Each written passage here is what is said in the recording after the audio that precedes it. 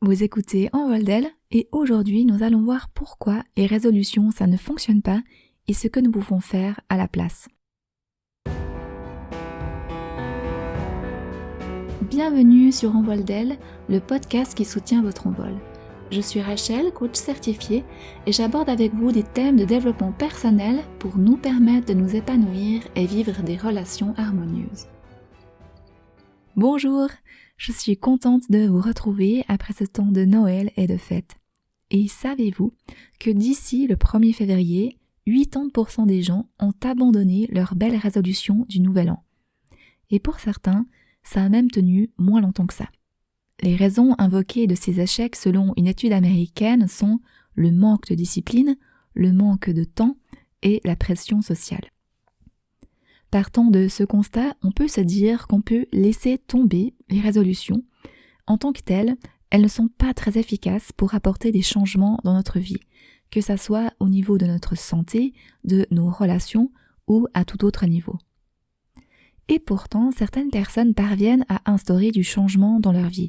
Elles parviennent à manger plus sainement, à bouger de manière plus régulière, à développer et entretenir leurs relations, à développer leurs idées en projets qui voient le jour, à écrire ce livre qu'elles avaient en tête depuis si longtemps, à grandir dans leur confiance en elles, à apprendre à apprécier la vie qu'elles ont. Que font-elles de différent ? C'est ce que nous allons voir ensemble aujourd'hui et je vous propose 4 principes puissants tirés de différents livres. Le premier principe, agir petit.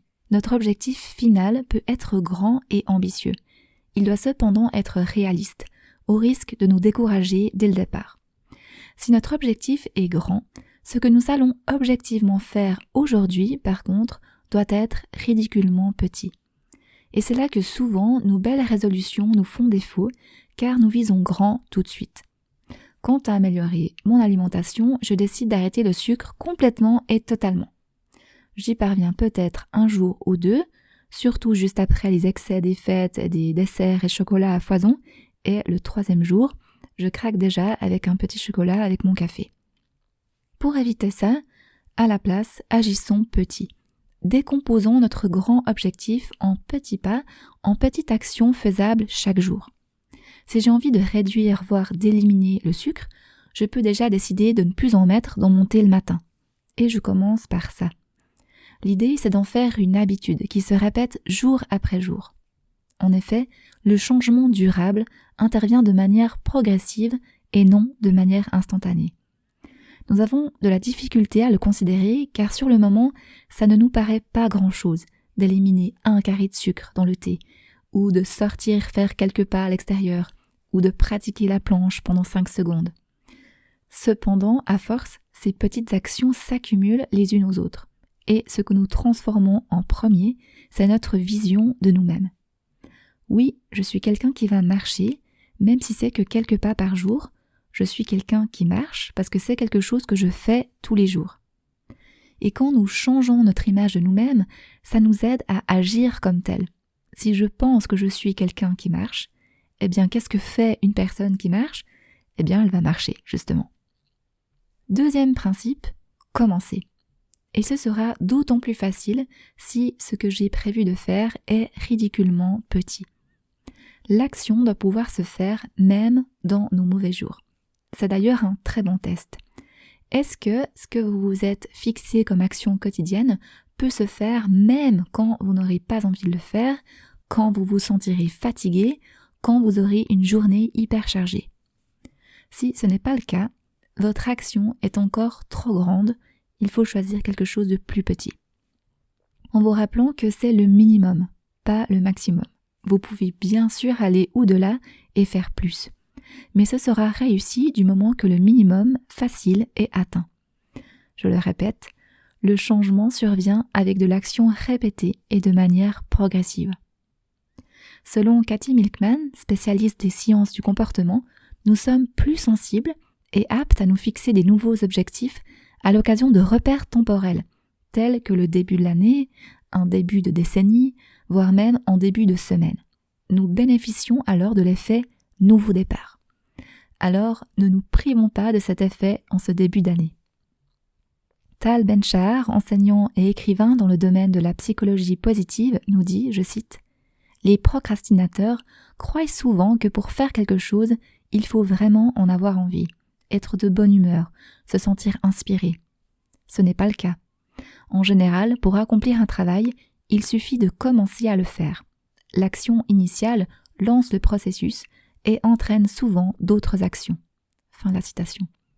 N'attendons pas d'avoir envie ou de nous sentir motivés, commençons tout simplement, et si nous nous sommes fixés un petit pas ridiculement petit, nous réduisons notre résistance à nous mettre en route. À la fin de l'année, j'aime beaucoup écrire des cartes de vœux à nos familles, à nos amis et voisins. Et jusque-là, j'ai toujours aimé le faire avec un petit mot personnalisé que j'écris à la main pour chacun. Vous avez bien entendu, je le fais à la main. Ça me prend du coup évidemment passablement de temps. Et lors de cette dernière fin d'année, j'avais de la peine à m'y mettre. Les jours passaient et je n'avais toujours pas commencé. La tâche me paraissait juste énorme. Le délai pour le faire approchant, j'ai décidé de simplement commencer. Sans me mettre de pression sur le nombre de cartes que j'allais écrire cet après-midi-là, juste commencer. En écrivant une après l'autre, j'ai fini par en écrire une 30aine en une fois. Jamais je n'aurais pensé cela en commençant, ça m'aurait juste découragée à l'avance. J'ai simplement commencé. Comme pour une fusée, le plus dur, c'est l'énergie du décollage, du démarrage. Une fois que l'objet, que la fusée est en mouvement, ça demande beaucoup moins d'énergie pour la maintenir en mouvement. Et c'est vrai pour nous aussi. Et nous arrivons au troisième principe, célébrer les progrès, les petites victoires. Dès que nous avons accompli l'action, le petit pas que nous souhaitons faire, c'est une victoire. Dès que nous avons atteint le minimum, c'est réussi. Célébrons ce petit pas. En nous faisant un high five dans le miroir, en disant yes, avec un geste de la main de victoire. Ces petites célébrations, c'est notre carburant sur la durée. Cela garantit notre motivation sur le long terme et pas seulement pour 30 jours. Ce sont des encouragements dont nous avons besoin pour persévérer. On valorise alors le progrès, l'avancée, la progression plutôt que le résultat final. C'est l'approche de l'optimaliste plutôt que du perfectionniste. Je vous en parle d'ailleurs dans l'épisode Perfectionnisme vs optimalisme numéro 3, accepter la réussite, que je vous encourage à écouter si ça vous intéresse. Comme le dit Matthew Kelly, conférencier et auteur australien, je cite, « Lorsque je progresse, je suis plus heureux que lorsque je suis obsédé par une vision idyllique de la perfection que je ne parviens pas à atteindre. Le progrès nous anime, il nous donne vie. Lorsque nous sentons que nous progressons, nous avons tendance à être remplis de passion, d'énergie, d'enthousiasme, d'objectifs et d'une joie réelle et durable. Le progrès nous remplit de gratitude pour le présent et d'espoir pour l'avenir. Le progrès crée un bonheur durable. » Fin de la citation. Nous arrivons au quatrième et dernier principe, la redevabilité. Les personnes qui s'engagent devant d'autres personnes ou qui le font avec d'autres personnes ont plus de chances de persévérer et donc de réussir ce qu'elles visent. C'est un puissant moteur social que nous pouvons utiliser à notre avantage. C'est d'ailleurs aussi un moteur de changement puissant qui fonctionne dans le cadre d'un coaching. C'est mettre toutes les chances de son côté pour y parvenir. Qu'attendons-nous pour parler autour de nous des changements, des habitudes que nous aimerions mettre en place et maintenir dans nos vies? Pour ma part, je vois aussi que ça marche avec le podcast. Je vous parle parfois des choses de ma vie et ensuite, cela me sert de moteur pour persévérer. Je me dis, purée Rachel, t'as dit que tu faisais ça, donc maintenant, faut le faire. Tal Ben-Shahar utilise une image qui me revient souvent. C'est comme lancer notre sac de l'autre côté d'un mur.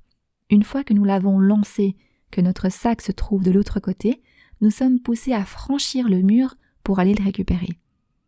De la même manière, une fois que nous avons annoncé autour de nous ce que nous souhaitons accomplir, changer, commencer, eh bien, il ne nous reste plus qu'à effectivement le faire. Pour récapituler, dans cet épisode, on a vu premièrement l'importance d'agir petit, de se fixer des petits pas quotidiens plutôt qu'un énorme changement. Le changement durable et progressif et se construit petit à petit. Deuxièmement, on a parlé de l'importance de commencer. En se donnant des petits pas faciles à atteindre, on met plus de chances de notre côté que nous allons effectivement commencer. Une fois en mouvement, c'est bien possible que l'on continue plus longtemps, tant mieux, c'est tout bénef. Troisièmement, il est crucial de célébrer nos petites victoires au fur et à mesure, de célébrer la progression que nous faisons plutôt que le résultat final. Célébrer nos petites victoires quotidiennes, c'est ce qui va maintenir notre motivation en nous encourageant. Quatrièmement, si nous avons annoncé à d'autres personnes ce que nous projetons de faire, ou si nous commençons un suivi de coaching à ce sujet, nous aurons plus de chances de persévérer et de réussir grâce à la force de la redevabilité. Pour vous permettre de passer à l'action, je vous encourage à passer en revue les résolutions que vous avez peut-être prises ou pensées en ce début d'année et à les transformer en mini-habitudes. Qu'est-ce que je vise? Qu'est-ce que j'aimerais atteindre ou commencer? Et quel serait un petit pas ridiculement petit qui va dans cette direction et que je peux faire chaque jour, à commencer par aujourd'hui? N'oublions pas que ce petit pas doit être faisable également quand nous aurons une journée très chargée, que nous serons fatigués ou sans envie de le faire. Voilà, pour continuer sur ce thème, vous pouvez aussi écouter les 2 épisodes qui s'intitulent « La puissance du changement, les habitudes » où j'évoque avec vous plusieurs aspects pratiques pour aider à leur mise en place. Et si vous avez bien compris ces principes, mais que leur mise en pratique s'avère difficile, que vous vous heurtez à de trop nombreux obstacles, sachez qu'un suivi de coaching peut vraiment être une aide pour vous permettre d'avancer. Contactez-moi pour que nous puissions en discuter. Sur ce, je vous dis à très bientôt.